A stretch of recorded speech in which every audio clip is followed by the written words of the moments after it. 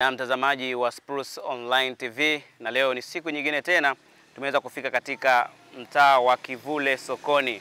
Tuko maeneo ya Kivule na kama unavyoona hizi ndio ofisi za Kivule sokoni na tumekuja kwa lengo maalum, na kama unavyoona kuna kituo pia cha polisi hapa, kituo cha polisi Kivule.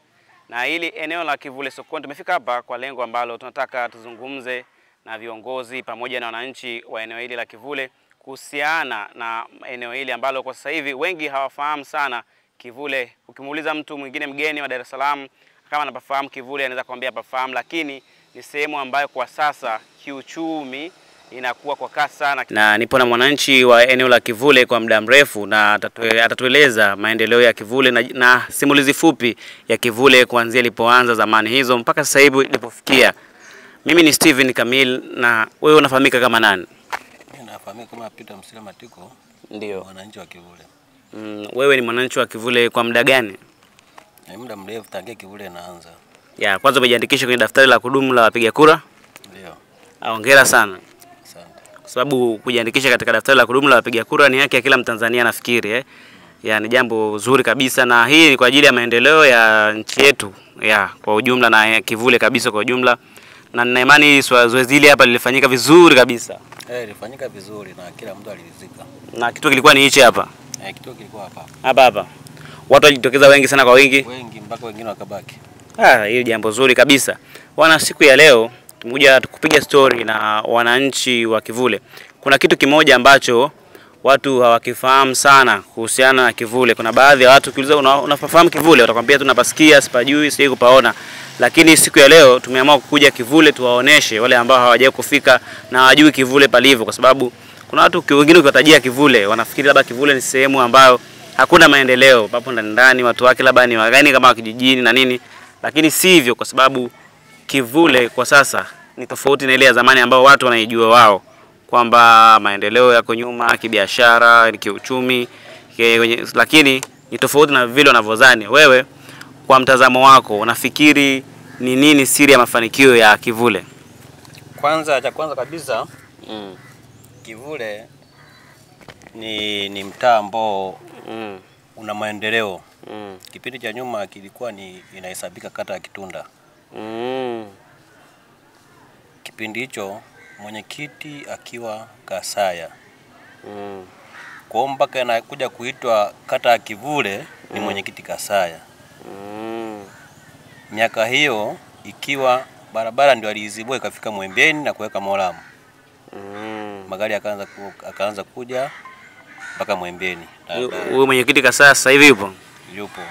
Na ni mwenyekiti au ameshastaafu? Amestaafu. Yuko kwa sasa hivi anaishi wapi? Kwake hapo. Kumbe ni hapa. Ana miji miwili. Kwa hiyo miaka hiyo alipotengeneza ikaishia Mwembeni. Baadaye baada ya kuhamia huku ndio alikuja akagombea mwenyekiti. Kwa hiyo ameongoza miaka karibu 15 anaongoza akiwa mwenyekiti. Ndio. Baadaye ndio magari akaja akavuka akafika akawa anaishia Sira hapo njia panda shule. Kivule. Baadaye na yeye anafanya juhudi yake akaishia CCM. Juhudi yake tena ikaendelea kaenda mpaka frame 10. Ndio. Hapo ndio mwisho wa madaradara. Kuona yeye amepigana kiasi chake. Na maendeleo yote nayoyaona hapa, shule, sijui nini, yeye ndio alipigana mpaka zikapatikana. Kwa sababu akiwa mwenyekiti. Kwa hapa Kivule sasa hivi kuna shule kama ngapi? Hapo kuna 2, Ijumaa, hapo Ijumaa na Kivule. Na kuna Kerezange na Misitu. Yote ipo ni Kivule hii. Hiyo ni kata ya Kivule. Kwa hiyo Kivule tunaweza tukahesabia kuanzia wapi? Yani mtu akifika asema hapa nimefika Kivule, wanaanzia wapi? Kivule ni kuanzia kwa Mpemba. Kutoka Kitunda. Kwa hiyo ukitoka hapo mpaka frame 10 tena, ndio na frame 10 mbele yake kuna mpaka huko pale. Ni kama hatua ngapi kutoka frame 10 kwenda kwenye huo mpaka? Huo mpaka ni wapi na wapi? Ni Msongola na Kivule. Kuna umbali kidogo. Kutoka frame 10 mpaka pale mpakani sio. Kwa maana hiyo sasa unataka kutuambia kwamba mwenyekiti Kasaya ndio mwanzilishi wa maendeleo ambayo tunayaona mpaka sasa hivi na wanafuata wengine nao ni hivyo hivyo, kwa sababu licha ya hivyo tunaona kabisa wananchi mmoja maendeleo, tukiachana na maendeleo mengine tunaona maendeleo ya wananchi mmoja ukipita kuna nyumba zinajengwa sasa hivi, si ndio? Na tunataka hatujui chanzo kabisa, tunaamini hapa Kivule asili yake kabisa. Kuna watu wengine wanasema kwamba ni Wakurya ndio walikuwa waanzilishi wa maeneo haya zamani hizo. Kuna ukweli? Sawa. Wakurya. Wakurya ndio kila kitu. Mzalamu hawezi kwenda kukaa sehemu ambayo nyani zipo. Anaogopa kwanza nyani. Kwa mlihamia Mzalamu anaogopa hata ngedere. Unaelewa? Vicheche anaogopa. Sisi tunalivua popote pale, tunaweza kukaa polini.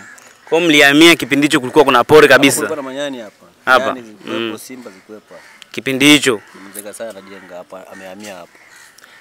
Kipindi hicho kuna pori ilikuwa linaanzia wapi mpaka wapi? Hapo ilikuwa linaanzia huko. Ilikuwa linaanzia kwa Mpemba, linaenda huko. Unaelewa? Wakati huo amejenga ofisi hii. Ndio ya saka mitaa.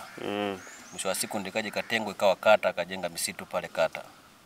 Unaelewa? Kwa baada mitaa kugawanyika, ndio ikatengana ikawa kata. Kwa maana hiyo kulikuwa kuna pori, na hiyo ukikadiria ni miaka 2005 au na 10 nao ishafika huko. Ni miaka 2005 hapo kuendelea kuja nyuma huko. Mabadiliko sasa ndio 2008, 2010. Labda tunaweza kutupa historia labda. Naweza nikasema kwamba ni utafutaji. Sisi utafutaji, hata ukisema unatuuzia sehemu fulani tunaenda kununua. Sisi tunahamia hivyo hivyo. Na wengine waishasogea huko mbele. Waishanunua tayari. Na waishajenga wanamihamia. Kwa hiyo sisi ndio hivyo tunapoenda. Mmoja akijenga anaita mwingine. Tunaenda kujenga hivyo, tunanunua kila kitu tunaenda kujenga. Tunahamia. Kuna msemo unasema kwamba nabii akubariki kwao. Je, unaona maendeleo unayaona yote haya? Sasa hivi kuna nyumba, kuna mitaa kwa Junifeza huko, unapasikia unapafahamu. Kwa Junifeza sijui wapi ukiingia huko unakuta kuna nyumba kweli za maana. Hizi nyumba ni za wazawa kweli, hapo tunaamini wazawa na waita sasa wao nani Wakurya sasa hivi ndio tunaweza kusema wazawa ambao mpo eneo hili hapa asili yenu huko. Je, nataka uniambia ni za kwao, ni wahamiaji tena wengine waliweza kuhamia na kuweza kufanya mabadiliko haya? Hapa niongelee jambo moja. Yaani sisi kwanza kitu ambacho kinasababisha tukishanunua sehemu tukiona imebana tunahama ni mifugo. Kwa sababu huwezi kufuga mifugo na ng'ombe 10 unazifungia ndani. Lazima zipate sehemu ambazo zinatembea, zinachunga wenyewe. Unaelewa? Kwa hiyo hao wanaohamia kuja huku ni sio wazao, ni wageni wahamiaji tena. Na masi tunanunua na wenyewe wanakuja wananunua. Kwa hiyo kijiji changanya sisi tena tunasogea mbele. Kwa ambaye anapenda kukaa tena kungoja niendelee kukaa hapa anakaa. Kwa hiyo kwanza tunashukuru sana mwenyekiti ameleta maendeleo na viongozi wetu ambao wanapita. Kwa hiyo wanaleta maendeleo. Unaelewa? Ni ukweli kabisa tunaona maendeleo kwa kusema ukweli, yani huu ni ukweli na hata kamera zenyewe zinashuhudia. Kuna ukiangalia ujenzi unaendelea, nyumba, maendeleo ya mtu mmoja mmoja, si ndio? Hii tunaona kweli la kwa kasi. Vipi kuhusiana na swala la wizi katika eneo hili, kwa sababu katika kitu ambacho kinarudisha mtu nyuma, maendeleo ya mtu mmoja mmoja ni wizi. Kwa mtu ana duka lake kafungua hivi, anaibiwa, mwingine amenunua bodaboda yake anaibiwa. Huku vipi, usalama upo? Hapa usalama ni mdogo. Kwa sababu usalama ni mdogo kwa sababu unapokuwa nyumbani kwako uwezo kukaa unajua kwamba leo wezi watakuja. Na uwezo kukaa nje ukasema wewe ni mwizi, ukajua kwamba ni mwizi. Lakini wizi huo ni kawaida. Unakuwepo kila sehemu. Matukio ya wizi kwa hivi siku za karibuni vipi yameripotiwa sana maeneo haya? Kwa mwezi huu sijaona matukio ya wizi sana. Ni mambo ya kawaida tu. Labda vitu ambavyo kuna wizi unatofautiana kidogo. Kuna wizi wa pikipiki, kuna wizi wa magari, kuna wizi wa kuvunja nyumba. Wizi ambao kwa maeneo haya umekuwa umekisiri sana ni wizi gani labda ambao siwezi kujua kitu ambacho siwezi kutamka kitu ambacho sijasikia.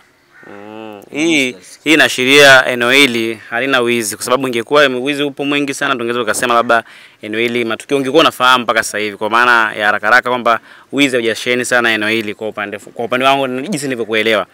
Tafsiri ya haraka haraka. Moja kwa moja wakazi wa eneo hili tunaamini kwamba ni wachapakazi, lakini kazi ambao wanafanya zaidi wanajishughulisha na kazi gani ambao ukija kusema Kivule, unajua Kivule bana kazi yao ni 1 2 3. Sifa ya kwanza kabisa wafanyakazi wa eneo la Kivule ni kazi gani ambao wanafanya? Yaani sifa ya kwanza vijana ni wachache wanajituma. Vijana wengi wameshaharibikia na bangi. Unakuta wanakaa vijiweni kufuta bangi. Unaelewa? Sasa kusema wengi wanafanya kazi, ni wachache. Sasa mtu amepata kibali cha kupiga tofali au cha kibali chochote cha kujenga, anaenda kujenga, anapata hela yake, anaenda nyumbani kwa familia yake. Sawa. Vipi kuhusiana na maendeleo ya mtu mmoja mmoja? Namaanisha kwamba kipato cha mtu mmoja mmoja kipo sawa, bado maisha ni yale ya bangaiza tu? Maisha ni yale ya bangaiza tu, pate 200 uende kula na familia yako. Wewe kama wewe, narudi kwa upande wako, wewe unajishughulisha labda na biashara au kilimo au mfugaji? Mmoja wapo mimi ni kama hivyo tunapangaisha hivi. Sawa. Nashukuru kwa majibu yako, na huu ni ushirikiano tosha, na wengi wanaotazama walikuwa hawajui kivule ajishughulisha na nini. Hapa watagundua kwamba watajua kivule ipoje na wananchi wake wakoje. Wamejifunza. Kwa nashukuru sana, asante, na tutaonana wakati mwingine tena. Asante.